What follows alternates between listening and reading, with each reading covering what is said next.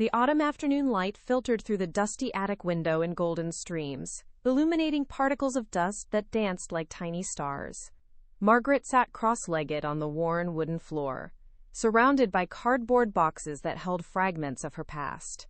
At 65, she'd finally decided to sort through decades of accumulated memories, a task she'd been putting off for years. Her silver hair, pulled back in a loose bun, caught the light as she bent over an old shoebox. Inside, beneath faded photographs and ticket stubs, her fingers brushed against something unexpected. A stack of letters, each one sealed in an envelope. Her younger handwriting stared back at her from the first envelope. To my future self. Open when you're old enough to understand. Margaret's breath caught in her throat. She'd completely forgotten writing these letters. They must have been tucked away for over 40 years. With trembling hands, she carefully opened the first envelope, the paper crackling softly after so many years of silence. The words, written in her youthful, looping script, seemed to leap off the page, full of dreams, fears, and questions about the woman she would become. "Dear future me," it began. "I hope you've done everything we dreamed of. I hope you're brave. I hope you never settled." Tears pricked Margaret's eyes as she read through letter after letter, each one a time capsule from different stages of her younger self. At 20, full of romantic idealism. At 30, juggling new motherhood and fading dreams. At 40, feeling invisible and lost. Each letter asked questions, sought reassurance, begged for proof that life would turn out okay. Margaret set the letters down gently, her heart heavy with a profound realization. Her younger self had been reaching across time, seeking guidance, desperate for wisdom. And now, at 65, Margaret finally had the answers.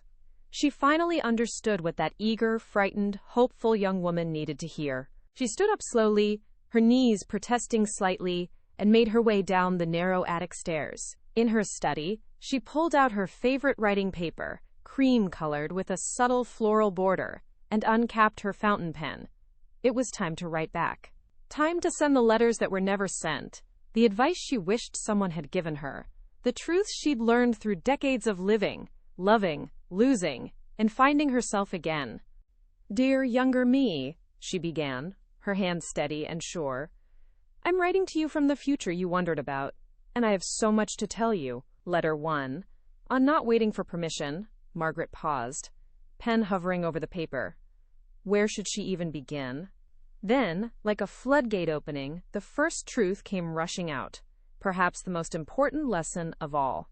"Dear 25-year-old me, I know you're waiting for the right moment, the right person to notice, the right circumstances to align perfectly before you take that leap. You're standing on the edge of so many possibilities, but you're frozen, waiting for someone to give you permission to begin. Let me tell you something that will save you 20 years of regret. No one is going to give you permission. No one is coming to tap you on the shoulder and say, 'You're ready now. You're good enough now. Start living now. You want to take that painting class? Don't wait until you're less busy. You'll never be less busy. Life only gets fuller. You want to apply for that job that seems slightly out of reach? Don't wait until you feel qualified enough. Men apply when they're 60% qualified. Why are you waiting until you're 150% sure? That novel you keep talking about writing? Stop researching the perfect way to begin and just write the first terrible sentence. You want to travel to Paris? Book the ticket. You don't need to wait until you lose 10 pounds, have more money, or find the perfect travel companion. Go alone. Go now. Go imperfectly. I'm writing to you from a life where I waited. I waited to feel confident before I spoke up in meetings, so other people got credit for my ideas. I waited to feel thin enough to buy beautiful clothes, so I spent years wearing shapeless things that made me invisible. I waited for my children to be older, my schedule to be clearer, my savings to be larger, before I pursued my dreams. And you know what happened? The children grew up and left. The schedule never cleared. The savings were spent on other things. The permission you're waiting for is already yours. It's been yours all along.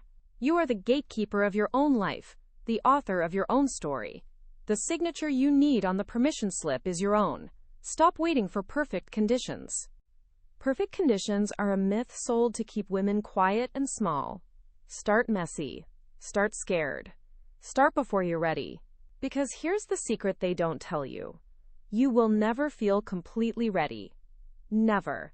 And that's okay. At 65, I look back and see all the beautiful, imperfect things I could have created, experienced, and become if I'd just given myself permission sooner. Don't make my mistake. Start now. Permission granted by the only person who ever had the right to grant it, you. With love and urgency, your 65-year-old self. Margaret set down her pen and stared at the words. Her chest felt tight, a mixture of sadness for the years lost waiting and joy at finally understanding this truth. She thought of all the times she'd held herself back, seeking validation from bosses, parents, friends, even strangers, when all along the only approval she needed was her own. Letter 2. On choosing yourself. The next morning, Margaret sat at her desk again, a cup of chamomile tea steaming beside her. The second letter came easily, born from a truth that had taken her decades to embrace. Dear 32-year-old me, I see you. I see you making breakfast, packing lunches, answering emails, scheduling appointments, coordinating carpools, planning dinners, checking homework, attending meetings, returning calls, and collapsing into bed at night too exhausted to even remember your own name. I see you putting everyone else first. Your children, obviously, their needs feel urgent and immediate. Your husband because a happy marriage requires effort. Your aging parents because they sacrificed for you. Your boss because your job pays the bills. Your friends because relationships need nurturing. Your neighbors, your community, your church, your children's teachers. The list of people who need something from you is endless. And somewhere at the very bottom of that list, often crossed out entirely, is you. You tell yourself this is temporary. Once the kids are older. Once you get that promotion. Once things settle down. Once. But I'm here to tell you that once never comes. There will always be someone who needs you. Always another urgent request. Always a reason to put yourself last.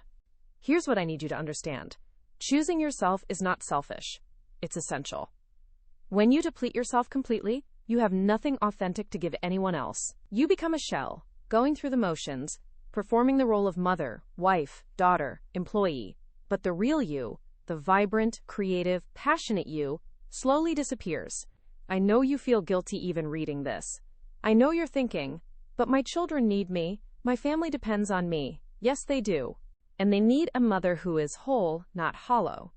They need a woman who models self-respect, not self-sacrifice to the point of erasure. So here's what I want you to do. Carve out time for yourself, and guard it as fiercely as you would guard your children's well-being. Maybe it's 30 minutes every morning before anyone else wakes up. Maybe it's one evening a week that's just yours. Maybe it's saying no to the bake sale, the committee, the favor that you don't have energy for.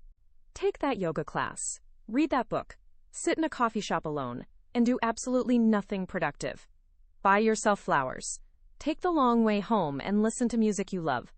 These aren't luxuries.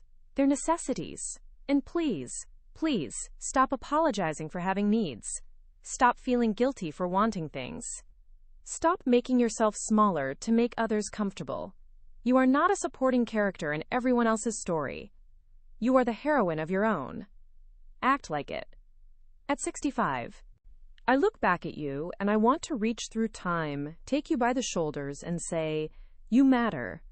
Not because of what you do for others, but because you exist. Your dreams matter. Your rest matters. Your joy matters. Choose yourself, not instead of others, but alongside them. You deserve to be on your own list. In fact, you deserve to be at the top. With fierce love, your 65-year-old self. Margaret wiped a tear from her cheek. She thought about all those years of running herself ragged, believing that good mothers, good wives, good women put everyone else first. How different might her life have been if she'd learned sooner that you can't pour from an empty cup. Letter 3. On embracing failure. That afternoon, as rain drummed softly against the window, Margaret settled into her favorite chair with a soft wool blanket across her lap. The third letter was perhaps the hardest to write, because it touched on her deepest regrets.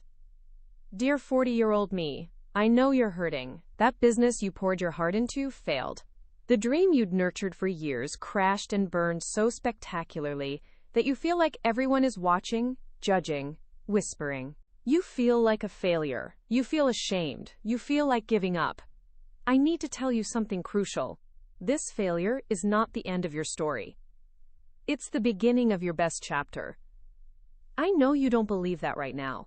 Right now, it feels like the end of everything. You're 40 years old, and you're supposed to have it all figured out by now, aren't you? That's what society tells us. But here's a truth that will set you free. Life doesn't follow a linear path. Success isn't a straight line. And failure? Failure is not the opposite of success. It's part of it. That business that failed taught you more than any success could have. You learned what you're truly capable of. You learned who your real friends are. You learned that you can survive disappointment and still get up the next morning. These lessons are priceless. But here's what you're doing wrong. You're letting this one failure define you. You're letting it convince you that you shouldn't try again, shouldn't dream again, shouldn't risk again. You're playing it safe now, choosing the comfortable path, the predictable route. And I understand why. Failure hurts. The vulnerability of trying and falling short is excruciating. But let me tell you what happens when you stop risking. You stop living. You become a smaller, dimmer version of yourself. You spend the next 20 years wondering, what if? And that wondering will haunt you far more than any failure ever could. That business wasn't your only shot. That dream wasn't your only dream. You have so many more chances ahead of you, so many more opportunities to create, build, try, and yes, possibly fail again. And that's okay. That's more than okay. That's living. Some of the most successful, admired people you know failed spectacularly before they succeeded. The difference is, they didn't let failure stop them, they let it teach them. So here's what I need you to do. Grieve this loss. Feel the disappointment fully. And then, get back up. Dust yourself off. Take what you learned and try something else. Maybe something similar. Maybe something completely different. But try. The world doesn't need more women playing small, playing safe, hiding their light, because they're afraid of getting burned. The world needs women who fail, learn, adapt, and keep going. Your failure doesn't define you. Your courage to keep trying does. At 65, I can tell you that some of my proudest moments came after my biggest failures. The business I started at 50, yes, I did try again, grew out of lessons learned from that 40-year-old failure. The confidence I have now was built on a foundation of surviving things I thought would destroy me. You are not a failure. You are brave. You are resilient. You are just getting started. Fail bigger, fail better, fail forward. With unwavering faith in you, your 65-year-old self. Margaret's hand cramped slightly from writing, but her heart felt lighter. How much energy she'd wasted over the years, paralyzed by the fear of failure, when failure was simply proof that she'd been brave enough to try. Letter 4, on body image and self-worth. The following morning, Margaret stood before her bedroom mirror, studying her reflection with new eyes. The body that looked back at her had changed so much over 65 years, and yet, in many ways, her relationship with it hadn't changed enough. Dear every age me, I'm writing this letter to you at every age because this lesson applies to all of them. Your body is not your enemy.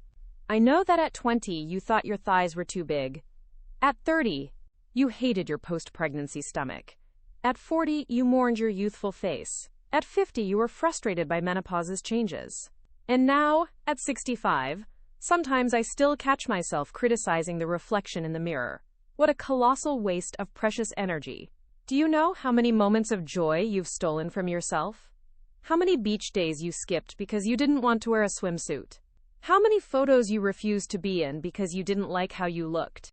How many beautiful clothes remained unworn in your closet because you were waiting until you lost weight? You spent decades at war with your own body, and for what? For some arbitrary standard of beauty that changes with every generation, that's impossible to maintain, that's designed to make women feel inadequate, so we'll keep buying things we don't need. Let me tell you what I see when I look at our body now. Strength. These legs carried 2 babies. These arms built a garden, moved furniture, hugged countless people who needed comfort. These hands created art, cooked nourishing meals, wrote words that mattered. This belly, soft and round, housed and nurtured life. These breasts fed babies. This back supported us through grief, loss, and heartbreak. These feet walked us through 65 years of life. Beautiful, messy, complicated life. Every wrinkle is a map of laughter and tears. Every scar tells a story. Every gray hair is earned wisdom. This body has been faithful to you, working tirelessly to keep you alive, healthy, moving through the world. And how did you repay it? With criticism, shame, and rejection. It's time to make peace. Your body is not an ornament to be displayed for others' approval. It's a vehicle for experiencing life. It's the only one you get, and it deserves your respect, your gratitude, your kindness.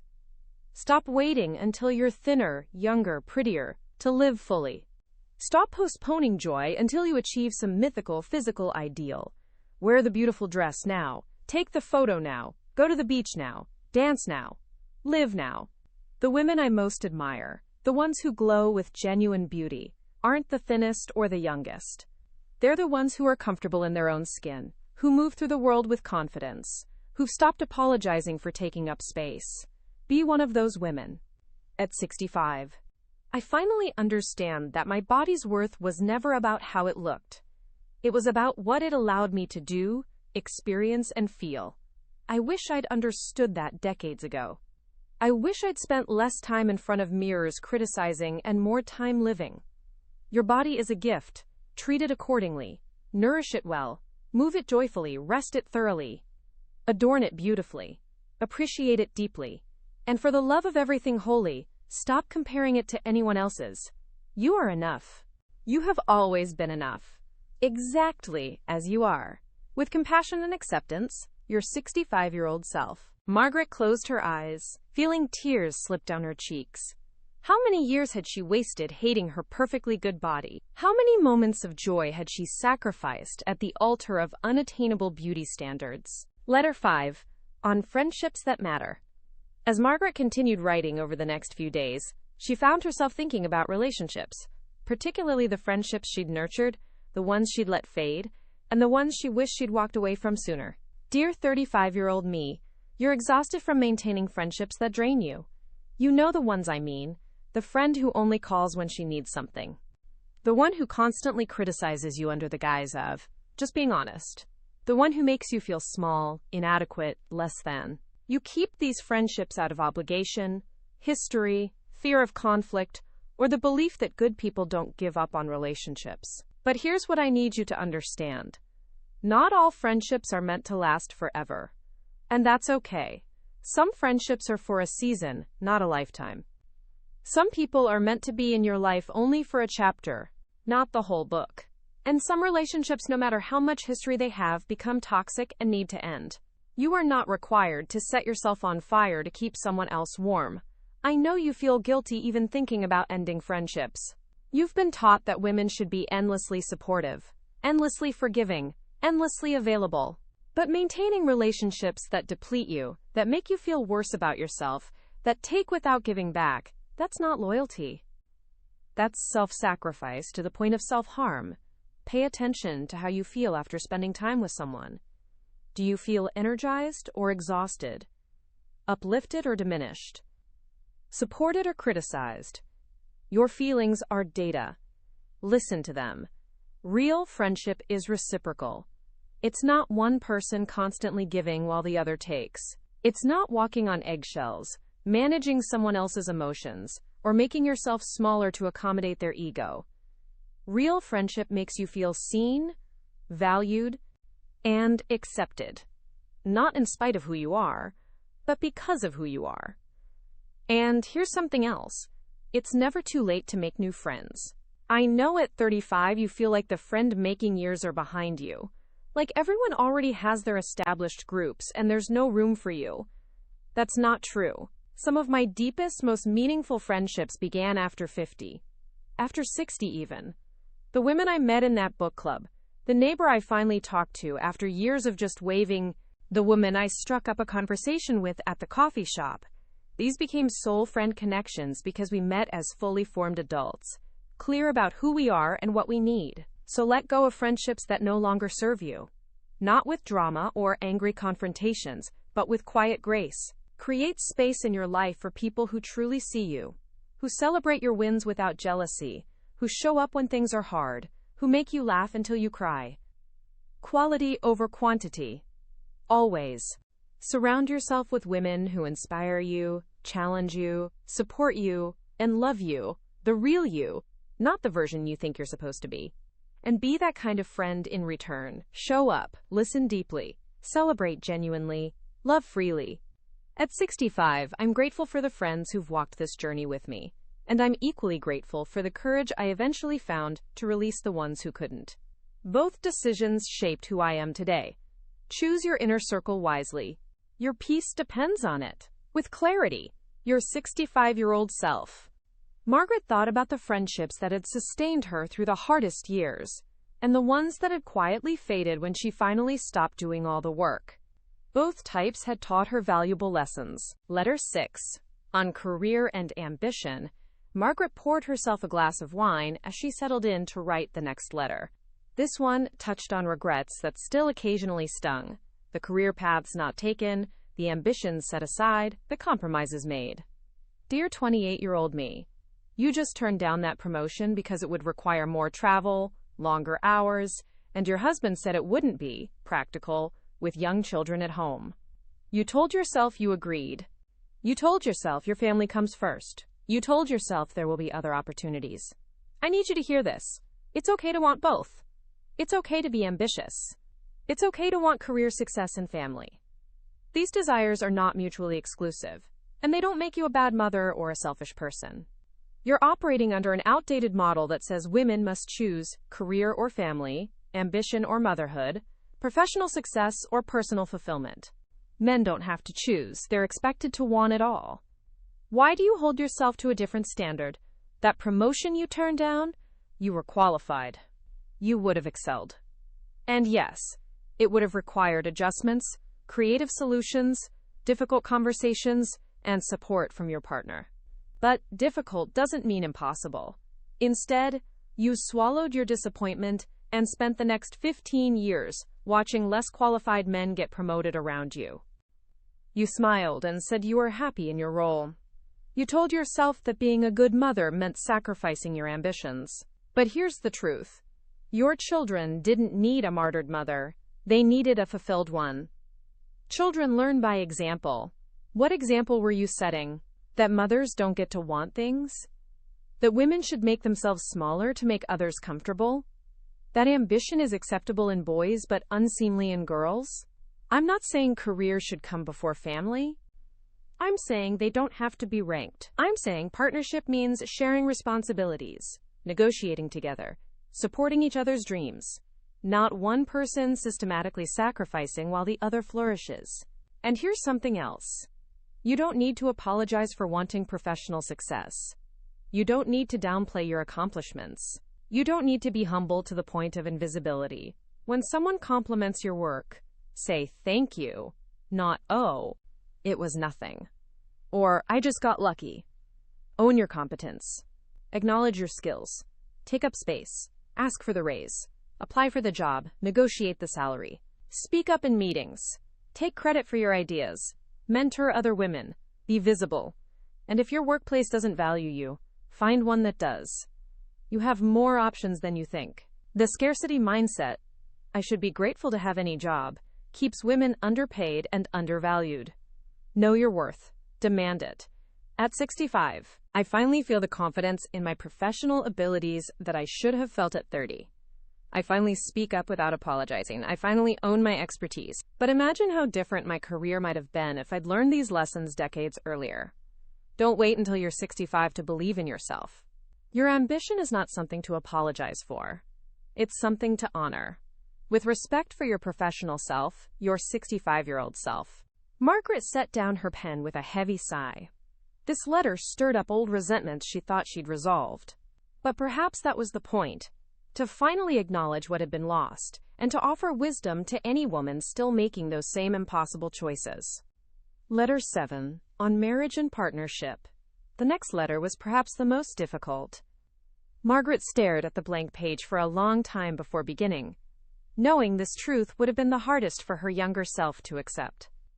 Dear 38-year-old me, your marriage is struggling. You know it, even though you're not ready to say it out loud. You're lonely, even when you're together. You've become roommates who coordinate schedules rather than partners who share dreams. The spark is gone, replaced by routine and resentment. And you're thinking, this is normal. This is what long-term marriage looks like. Everyone says the first flush of romance fades. Everyone says you have to work at it. Everyone says marriage is hard. But there's a difference between hard and unhappy. There's a difference between working on a relationship and working yourself to death trying to save something that one person can't save alone. I know you're scared. Scared of being alone. Scared of disappointing people. Scared of admitting failure. Scared that maybe you're the problem. That if you were just more patient, more understanding, more something, it would work. Let me be clear. You are not the problem. The problem is that you're in a partnership where only one person is partnering. You've been doing all the emotional labor, initiating conversations, planning date nights, suggesting counseling, reading books about improving marriage, making endless adjustments to your behavior while your spouse does nothing. You've been told you're too sensitive, too demanding, too much. You've been made to feel like your needs for emotional connection, genuine partnership, and reciprocal effort are unreasonable. They're not. You deserve a partner who shows up, who does their share of the work. All the work. Not just the visible tasks, but the invisible ones too. Who asks about your day and actually listens. Who notices when you're struggling and offers support without being asked. Who sees you as an equal, not as a supporting character in their story. You deserve someone who chooses you actively, every day, not someone who stays out of inertia or convenience. Now, I'm not telling you to leave. That decision is yours alone, and it's one only you can make when you're ready. What I'm telling you is that staying in an unfulfilling relationship out of fear is not noble. It's not commitment. It's self-abandonment. If you stay, stay with intention. Demand couples counseling. Establish clear boundaries. Require genuine effort from your partner. And if those things don't happen, give yourself permission to leave. Because here's what no one tells you. Sometimes love isn't enough. Sometimes history isn't enough. Sometimes trying your hardest isn't enough when the other person isn't trying at all. And leaving doesn't make you a failure. Staying in a relationship that diminishes you, that's the real failure. You are not a quitter for walking away from something that hurts you. You're not selfish for wanting mutual love, respect, and effort. You're not asking for too much. At 65, I can tell you that the years after my divorce, yes, I eventually found the courage, were difficult. But they were also transformative. I discovered who I was outside of that relationship. I learned that I could survive alone. I found peace. And eventually, I found joy. I also want to tell you something important. It's okay if you love someone and still choose to leave. Love and compatibility aren't the same thing. Love and happiness aren't the same thing. Love and healthy aren't the same thing. You can honor what you had, grieve what you're losing, and still recognize that leaving is the right choice. Your happiness matters. Your peace matters. You matter. Don't settle for a half-life of going through the motions. You deserve more. And there is more. Either with this person if they're willing to truly partner with you, or without them if they're not. Trust yourself. You know the truth. Stop ignoring it. With compassion for your difficult journey, your 65-year-old self. Margaret's hands trembled as she finished this letter. Her divorce at 45 had felt like the end of the world at the time. But looking back now, it had been the beginning of finding herself. Letter 8. On Aging and Invisibility. As Margaret continued writing, she found herself addressing the one thing that had surprised her most about getting older, the way society began to overlook her. Dear 50-year-old me, you're noticing it now, aren't you? The way younger people's eyes slide past you as if you're not there. The way store clerks address your daughter instead of you. The way you've somehow become invisible in a world that worships youth. It stings. I know it stings. You're vibrant, intelligent, accomplished, and suddenly you feel like you're fading from view, like your value is diminishing along with your estrogen levels. Here's what I need you to understand. Their inability to see you is not a reflection of your worth. Their discomfort with aging women says everything about them and nothing about you. You are not less valuable because you're older. You're not less beautiful, less interesting, less worthy of attention and respect. If anything, you're more of all these things because you finally accumulated the wisdom, confidence, and self-knowledge that only comes with time. But here's the secret. Their gaze was never what gave you value in the first place. For too many years, you measured your worth by how others saw you. How attractive you were to men, how valuable you were to employers, how impressive you seemed to acquaintances. You performed for an audience, adjusting yourself to meet their expectations, seeking their approval like oxygen. And now that the audience isn't looking anymore? Good. Finally, you're free. Free to stop performing. Free to stop seeking validation from people who don't truly know you. Free to define your own value based on what actually matters. Your character, your kindness, your creativity, your relationships, your integrity. This invisibility you fear? It can be a superpower if you let it. When people stop watching, you can finally stop performing. You can wear what you want without worrying if it's age appropriate. You can pursue interests without wondering if they're impressive enough. You can speak your mind without softening your edges. Some of the most liberated women I know are over 60. They've stopped apologizing, stopped explaining, stopped shrinking. They take up space unapologetically. They laugh loudly. They wear bold colors. They say no without guilt and yes to things that light them up. Be one of those women. And regarding the changes in your body that come with aging, the gray hair, the wrinkles, the softer middle, the creaky knees, these aren't signs of decay. They're evidence of a life fully lived. They're your badges of honor. Every woman who gracefully accepts her aging is a small revolution against a culture that profits from our insecurity. Be revolutionary. At 65, I've discovered something wonderful.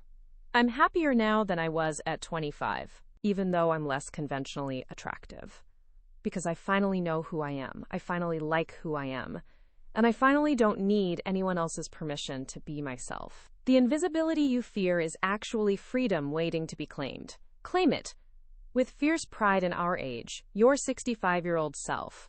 Margaret smiled as she finished this letter. At 50, she'd been devastated by her perceived invisibility. At 65, she'd learned to cherish it. Letter 9.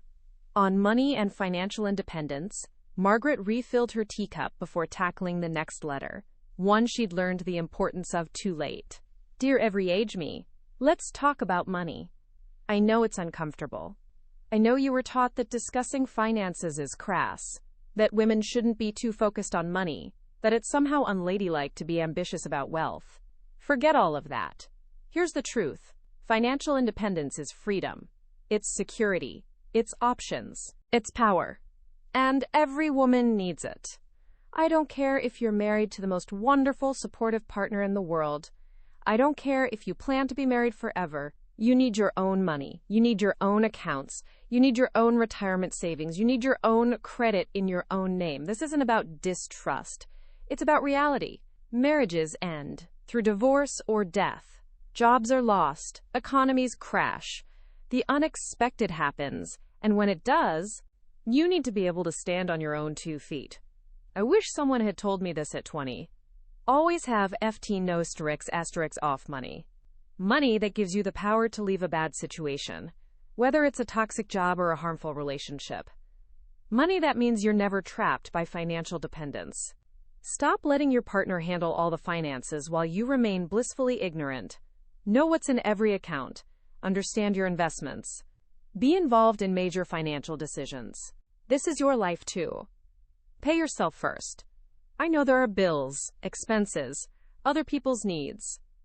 But before you pay anyone else, pay yourself. Even if it's just $20 a week at first.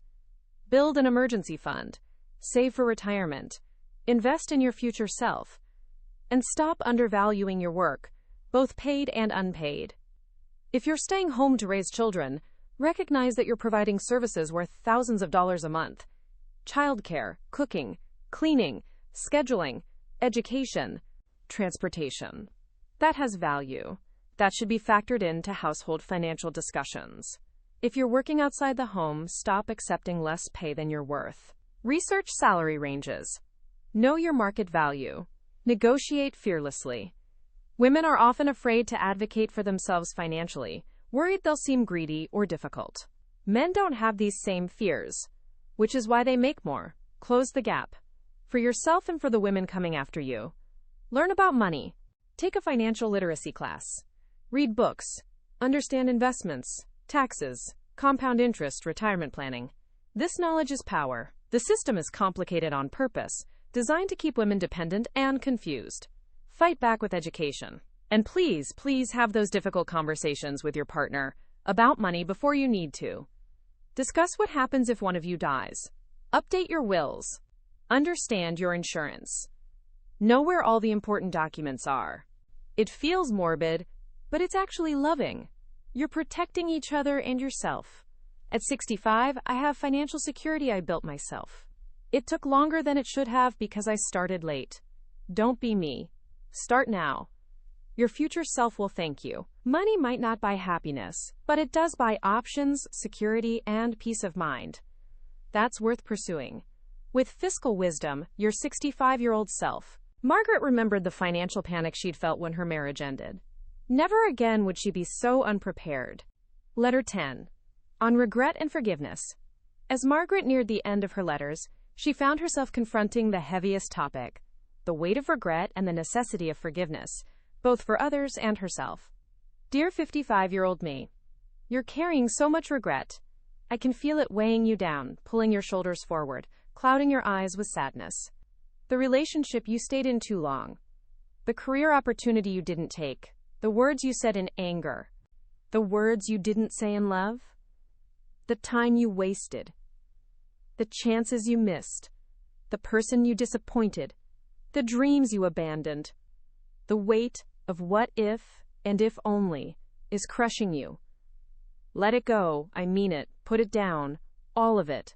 Right now. Here's what I've learned at 65. Regret is a worthless emotion. It serves no purpose except to torture you with unchangeable past. You cannot go back. You cannot redo. You cannot undo. All you can do is learn and move forward. Every choice you made, even the ones that turned out badly, was made with the information, maturity, and resources you had at that time. You did the best you could with what you knew. Stop punishing your past self for not having the wisdom you have now. Forgive yourself. Forgive yourself for the mistakes. Forgive yourself for not knowing better. Forgive yourself for being human, flawed, imperfect. Forgive yourself for the ways you hurt others, intentionally or unintentionally. Make amends where you can, but then release the guilt. You've been carrying around apologies for people who've long since moved on, nursing wounds from battles that ended years ago, replaying conversations that no one else even remembers. Stop. And while you're forgiving yourself, extend that same grace to others. The parent who didn't give you what you needed, the friend who betrayed you, the partner who hurt you, the sibling who disappointed you. I'm not saying what they did was okay. I'm not saying you should forget or allow continued harm. I'm saying that holding on to anger and resentment is like drinking poison and expecting the other person to die. The only one being harmed by your inability to forgive is you. Forgiveness doesn't mean reconciliation. You can forgive someone and still maintain boundaries. You can forgive someone and never speak to them again. Forgiveness is an internal release, not an external relationship requirement. It's letting go of the hope that the past could have been different. It's accepting what happened, learning from it, and choosing not to let it define your present. Here's what happens when you release regret and embrace forgiveness. Space opens up. Space for joy, for new experiences, for peace. All that energy you've been spending on rehearsing old hurts and replaying old mistakes becomes available for creating new, better memories. At 65, I've made peace with my past. I've forgiven my parents for not being perfect. I've forgiven my ex-husband for the ways he hurt me. I've forgiven friends who let me down. I've forgiven bosses who undervalued me. But most importantly, I've forgiven myself. I've forgiven myself for not being the perfect mother, for losing my temper, for being distracted when my children needed me present, for the times I chose work over family, and the times I chose family over work and felt guilty either way. I've forgiven myself for staying too long in situations that hurt me, for being naive, for trusting people who didn't deserve it, for not trusting people who did. I've forgiven myself for all the things I didn't do, didn't say, didn't become. And in that forgiveness, I found freedom. You can't change the past, but you can change how much power you give it over your present. Choose to give it none. Learn the lessons. Take the wisdom. Leave the rest. Your story isn't over. Stop letting past chapters dictate future ones. The best parts might still be ahead, but you'll never know if you're too busy looking backward. Turn around. Face forward. Walk on. With compassion and release, your 65-year-old self. Margaret's tears fell freely now, dropping onto the paper and blurring the ink slightly. She'd carried regret for so long it had become a familiar companion, but perhaps it was time to travel lighter. Letter 11. On finding your voice, Margaret took a break, walking through her garden as the sun set, painting the sky in shades of pink and gold.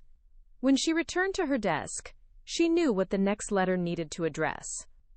Dear 43-year-old me, I know you're in that meeting right now, the one where you had a brilliant idea but didn't speak up.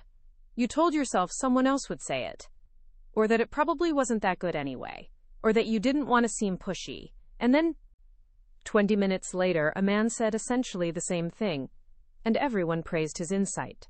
I know you're at that family dinner where someone made a comment that hurt you, and you smiled politely instead of addressing it. You told yourself it's not worth the conflict, that you're being too sensitive, that keeping the peace is more important than speaking your truth. I know you're in that relationship where your needs aren't being met, but you haven't said anything because you don't want to seem demanding. You've hinted, suggested, hoped they'd figure it out on their own. You've been trained, as all women are, to be quiet, to be agreeable, to smooth over rough edges, to make others comfortable, even at the expense of your own comfort, to smile through disrespect, to soften your opinions, to question your own perceptions, to make yourself smaller, quieter, easier. Stop. Your voice matters. Your opinions matter. Your needs matter. Your boundaries matter. You matter. And I'm not talking about being loud or aggressive or rude. I'm talking about speaking your truth with clarity and confidence. About stating your needs directly instead of hoping someone will read your mind. About saying no without over-explaining or apologizing. Here's what I wish I'd learned at 20 instead of 60. You can be kind and still be direct. You can be compassionate and still have boundaries. You can be agreeable and still disagree when something doesn't align with your values. Start speaking up in meetings. Your ideas are good. Your perspective is valuable. If you're worried they're not perfect, remember that the men speaking certainly aren't waiting for perfection. Start addressing disrespect when it happens. That comment was hurtful. That's not acceptable. I need you to stop. You don't need to justify or explain. You can state your boundary and let it stand. Start asking for what you need. Directly. Clearly. I need support with this. I need more help around the house. I need quality time together.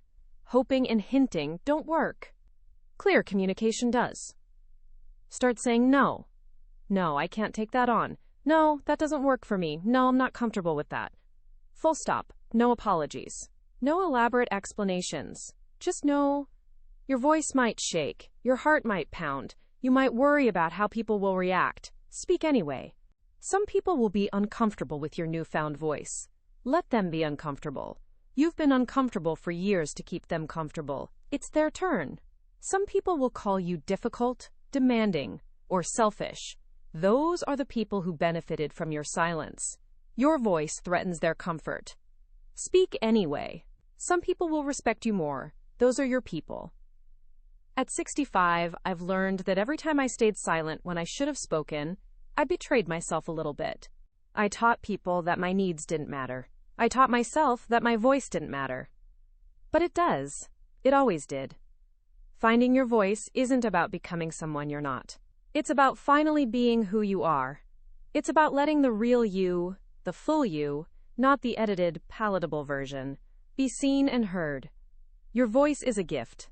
Use it. Speak your truth. State your needs. Establish your boundaries. Take up space. Be heard. The world needs your voice, not the whispered, apologetic version. The full, clear, unapologetic version. Start using it now. Don't wait until you're 65. With vocal courage, your 65-year-old self. Margaret remembered all the times she'd bitten her tongue, swallowed her words, smiled through discomfort. What would her life have looked like if she'd found her voice sooner? Letter 12. On Joy and Pleasure. The final letter came to Margaret in the quiet hours of early morning, as the first light of dawn crept through her window. Dear every age me, but especially my younger self. I saved this letter for last because it might be the most important one. Give yourself permission to experience joy. I know that sounds simple, even obvious. But look at your life right now. How much of it is spent in pursuit of joy versus in pursuit of productivity, responsibility, perfection, or approval? You're so busy being responsible, being productive, being good, being what everyone needs you to be that you've forgotten how to just be. You've forgotten what brings you joy. Or worse, you remember but you deny yourself, because there's always something more important, more urgent, more necessary. When was the last time you did something purely because it made you happy? Not because it was good for you, or because it would impress someone, or because it was on your to-do list, but simply because it brought you joy? Stop waiting for permission to be happy. Stop waiting for everything to be perfect, for all your work to be done, for everyone else to be happy first. That day will never come. There will always be more work. There will always be someone who needs something. Perfection doesn't exist. Choose joy anyway. Choose it now. Choose it imperfectly. Dance in your kitchen while making dinner. Sing loudly in your car. Buy yourself flowers for no reason. Take the long way home because the view is prettier. Read the novel instead of the improving nonfiction. Sleep in on Saturday. Eat dessert first. Wear the fancy dress to the grocery store. Stop saving things for special occasions. Stop saving the good china, the expensive perfume, the beautiful lingerie, the fancy candles. Your life is the special occasion. Use them now. And pleasure. Let's talk about pleasure.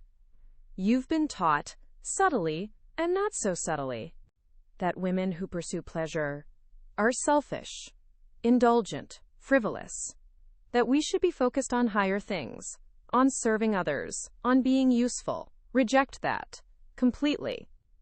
You are allowed to want things that feel good. You are allowed to prioritize your own pleasure, not to the exclusion of everything else, but as a valid, important part of a life well lived. Take the long bath with expensive bath salts. Get the massage. Buy the soft sheets. Sit in the sunshine doing absolutely nothing. Eat food that tastes good, not just food that's virtuous. Listen to music that moves you.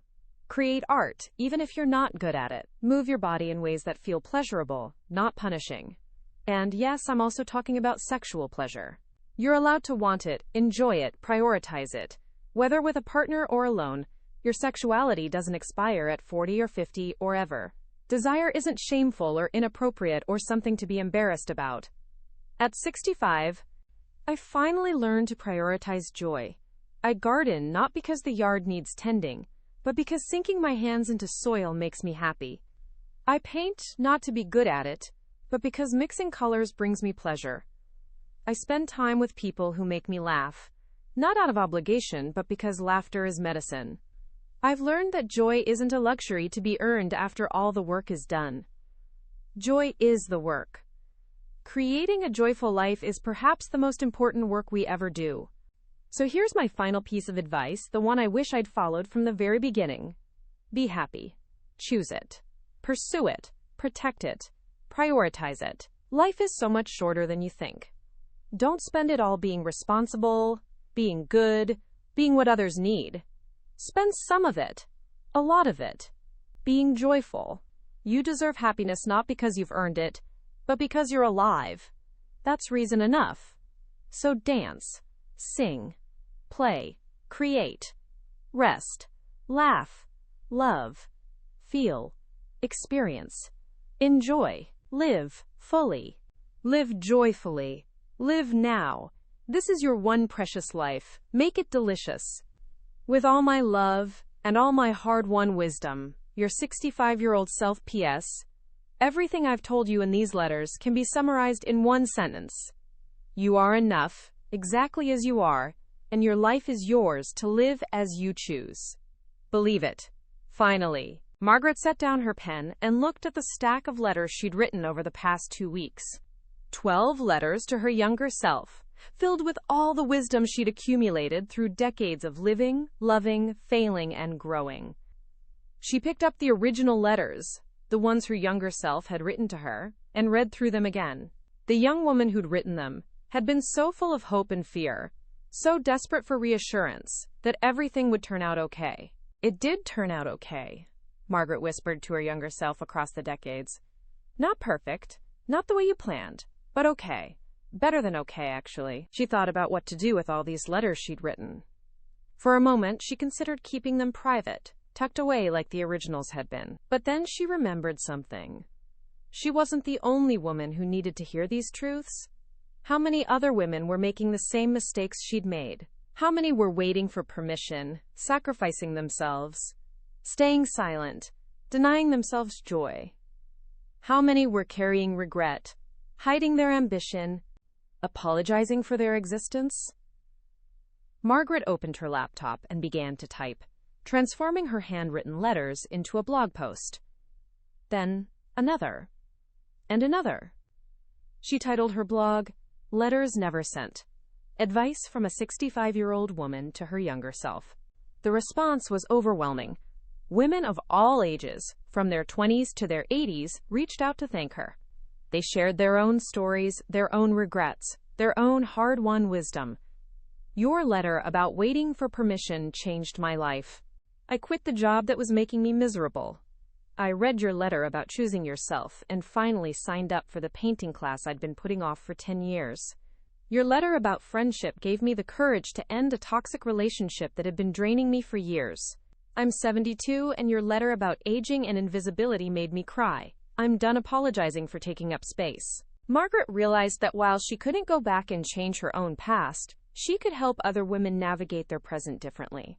The letters she'd written to her younger self had become letters to all women, a gift of hard-won wisdom, a permission slip to live more boldly, a reminder that it's never too late to start living more authentically. One afternoon, Margaret's granddaughter Emma visited.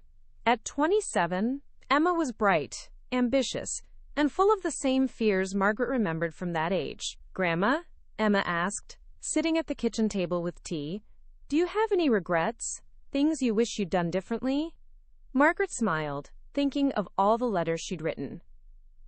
"Oh, sweetheart, I have plenty, but regret is only useful if it teaches you something. Let me tell you what I've learned." And she did. She shared the wisdom from her letters, about permission, about choosing yourself, about failure, about using your voice, about joy. Emma listened, taking notes, asking questions, absorbing it all. "I wish someone had told me these things when I was your age," Margaret said. "Someone just did," Emma replied, squeezing her grandmother's hand. "And I'm listening." That evening, Margaret returned to her desk one more time. She had one more letter to write, not to her younger self, but to her future self, the woman she would become at 75, 85, 95. "Dear future me," she began, "I hope you're still dancing in the kitchen, still choosing joy, still speaking your truth. I hope you're still learning, growing, evolving. I hope you know that the best is always yet to come, no matter how old you are." She smiled as she wrote, knowing that at every age, there would be new wisdom to gain, new mistakes to make, new lessons to learn. The journey never really ended. It just kept unfolding, revealing new truths at every turn. And the most important truth of all? It's never too late to become who you were meant to be. It's never too late to live authentically. It's never too late to choose yourself. Margaret looked out her window at the garden she'd tended for so many years. Tomorrow, she decided, she would plant something new. Perhaps those wildflower seeds she'd been saving for the right time, she laughed at herself. After 65 years, she'd finally learned. The right time is always now. She sealed the letter to her future self and tucked it safely away. Someday, when she was older still, she would open it and remember this moment.